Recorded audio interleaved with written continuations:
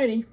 Both refrigerators are so full of milk that I don't have room for this morning's milk to go in, and neither one of them is really holding temperature. Though I have to say my kitchen was 93 degrees yesterday afternoon, so that probably has a lot to do with it. Anyway, I got to skim some milk and make some cheese, and I just want you to see that is like half a pint of cream on a half-gallon jar. And this jar is from the 28th of April. Today's the 11th of May. So however many days that is.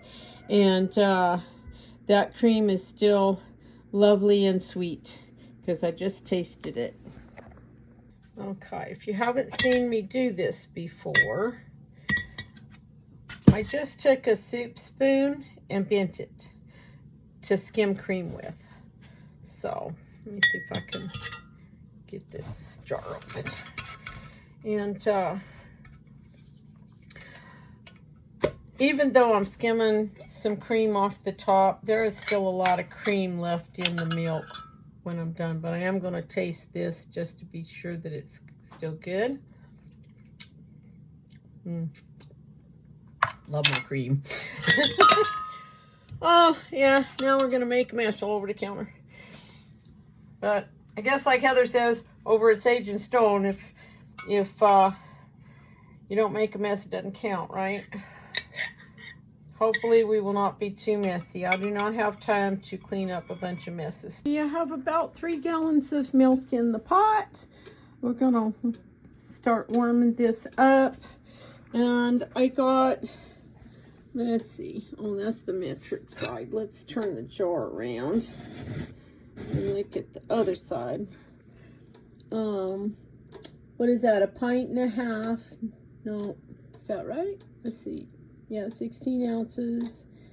Yep, about a pint and a half of cream off of 3 gallons of milk. And there is still a lot of cream.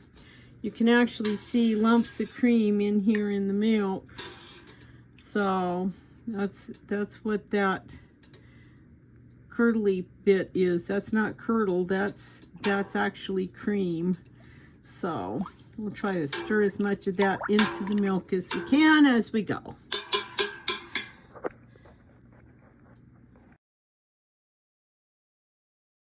Alrighty, so today I want to make a cheese from this book, Artisan Cheesemaking at Home, by my friend Mary Karlin. And there's some fancy stuff in here that I haven't done yet because I don't have like necessarily the equipment or like the temperature and humidity and stuff. But today I'm going to make some Queso Fresco. I do not have the exact mesophilic culture that she calls for. I have one, it's probably a little different. Today I'm going to use this one, which is usually used for feta. I just happen to have it. And I've done this before and it comes out pretty good. So I am going to order some more cheese cultures and things now that we're overrun with milk, and try and rig up some stuff so I can do some aged cheese and things. But Queso Fresco it's a pressed cheese, but it's fresh and mild, but you can grate it and slice it and all the things. So it makes it handy. A pretty fast cheese that you can use kind of like you do cheddar. Okay, so the recipe used 2 gallons of milk, and I've got about 3 gallons in here, so it called for a 1/4 teaspoon of mesophilic starter culture. Of course, I can't find my 1/4 teaspoon measuring, so we have an 1/8. But I'm going to use a little bit more than a 1/4 teaspoon because I'm using a little bit more milk. And we're going to sprinkle it on top, and we're going to give it a few minutes. Well, that was fun. We're going to give it a few minutes to hydrate, and then we will stir it in real good. So, see, it's just a little tiny bit above the top of the spoon. Just so that we have enough flavor, enough culture in there. And I've got a little dab of culture left. I'll put back in its little baggie and put it back in the freezer. We'll be back later. Alrighty, let's stir this in. I'm going up and down and all around to mix that starter culture into all the milk.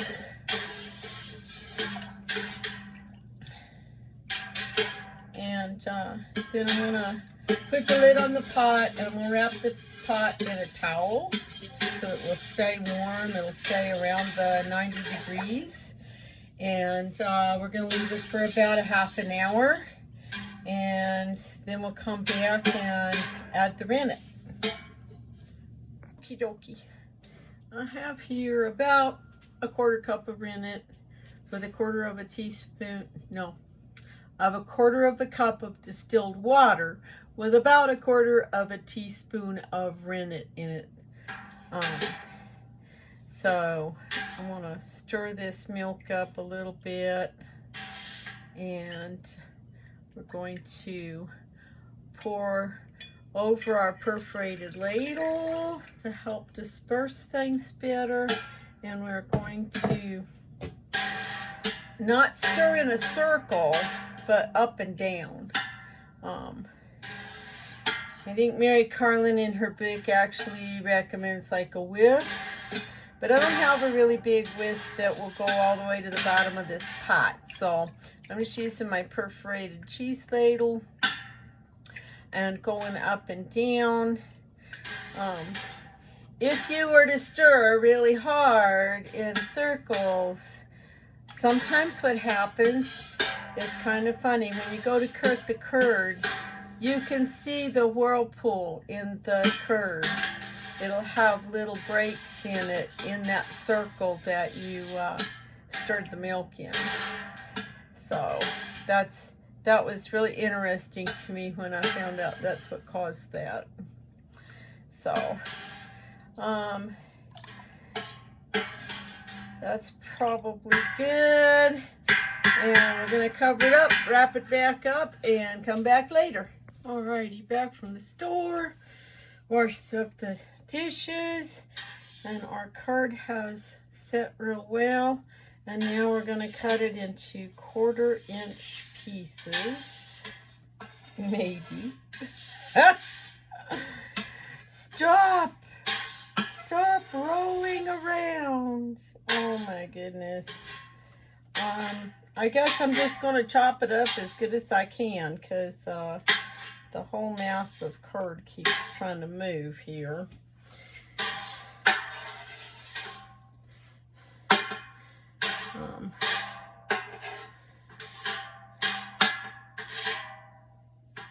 They do make fancy curd cutters.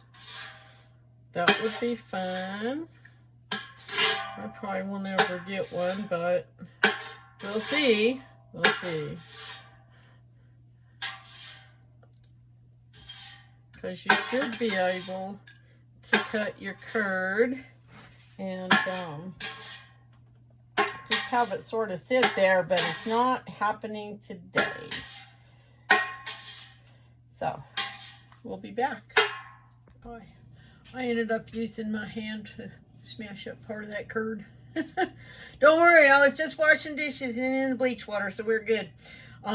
So now it's supposed to rest 10 minutes, and we're supposed to bring it up to 95 degrees. Okie.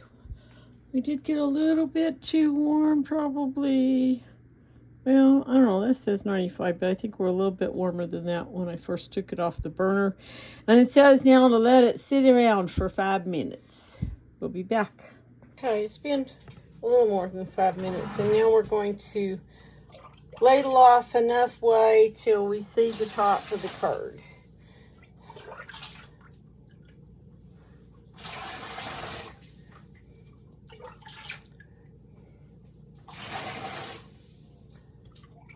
And this part's just going to go in my chicken bucket. And I'll feed that to the chickens later. Let's see. And then we're going to put it in a colander lined with our butter muslin and let it drain.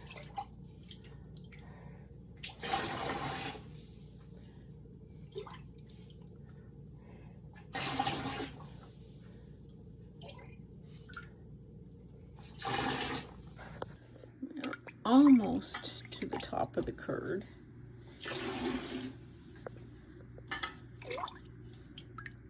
And I'm boiling some water because I will pour boiling water over my butter muslin and colander just to help cut any contamination possibilities. And in the meantime, I'm going to get my salt ready. I do not have any regular cheese salt, and my kosher salt is really coarse. It's not the fine dairy salt. So we need 1.5 teaspoons. If we can, whoops, that is probably a little too much. So there's one. So I've just been using the non-iodized sea salt. It seems to be working fine.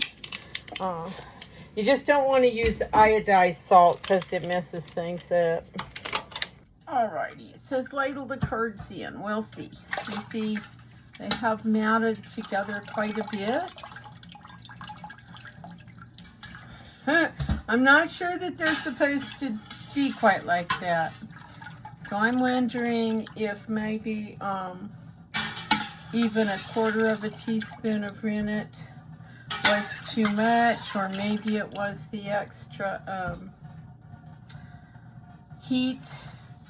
I'm not sure. I just wing it around here, you know. I'm just gonna dump the rest of this over just to speed things up a little bit.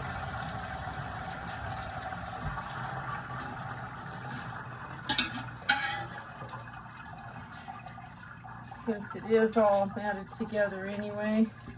And let's see. I saw a squeaky, so I might have got too acid. I might have let it culture too long.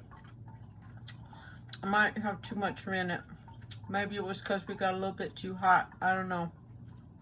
Okay, well, my kids were all calling me and talking to me for Mother's Day, and I was working on the cheese, so it is in the cheese press. It's got a gallon weight on top of it. We're supposed to let it sit for 6 hours, so we'll let it go until probably till after I'm done milking this evening.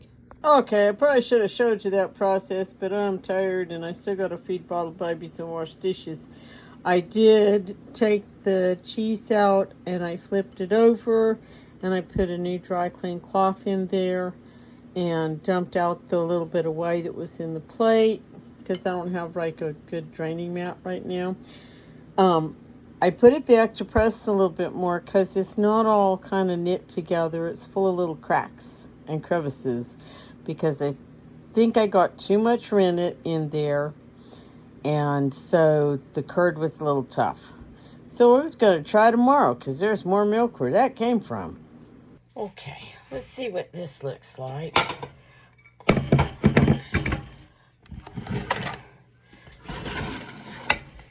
Get y'all situated here. Alrighty. So that's our follower. And that was a funny noise, huh? Okay. Well, it looks like it knit together pretty good after I flipped it.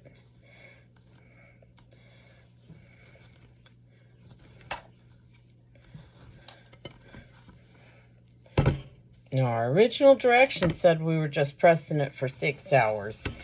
And we've probably gone, I don't know, 18 or something. So, let's cut it and see what it looks like. It still has some little wrinkles and things because it didn't knit together well, and I'm pretty sure that that is mostly because of the rennet just made the curd too hard. But the inside doesn't look bad. There's a couple holes, but this is not swelling up. That swelling would indicate it's contaminated with something we don't want to eat. This is just like where the curds didn't knit together real good. So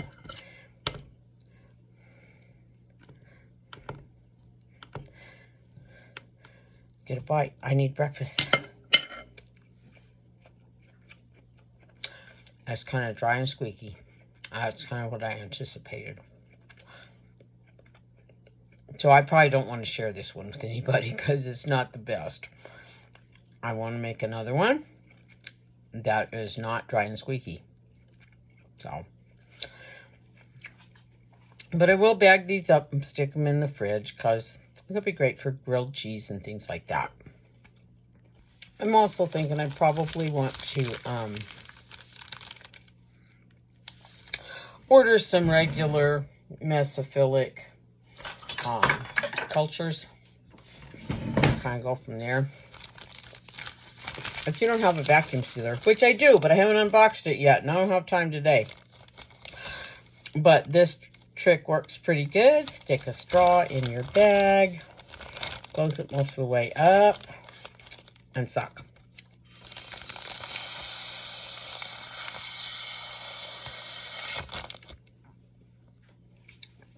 If you're really good and you are really fast, you can pull the straw out at the same time you're zipping the bag shut and not too much air gets back in there. So that helps keep it a little fresher. I am going to write the date on here and find a good marker. Those are silver. They don't show up super well on, well, maybe. Alrighty. The Queso Fresco has been in the refrigerator a few days. I have been eating it.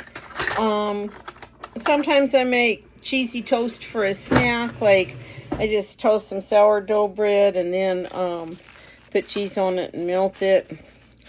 Kind of like a Cheater's grilled cheese. Because sometimes I just don't have enough time to even do a grilled cheese sandwich around here. I kind of tend to just snack on things like cheesy toast and cheese and crackers and fruit and yogurt. So, we're gonna give it a little taste test for you. It's kind of bland, but most fresh cheeses are more bland than aged cheeses. Most of the squeak is gone. There's a teeny tiny bit at the very end of my bite there. But not bad. And it melts beautifully. And it's firm enough that I could grate it and add it to dishes. So, not bad at all.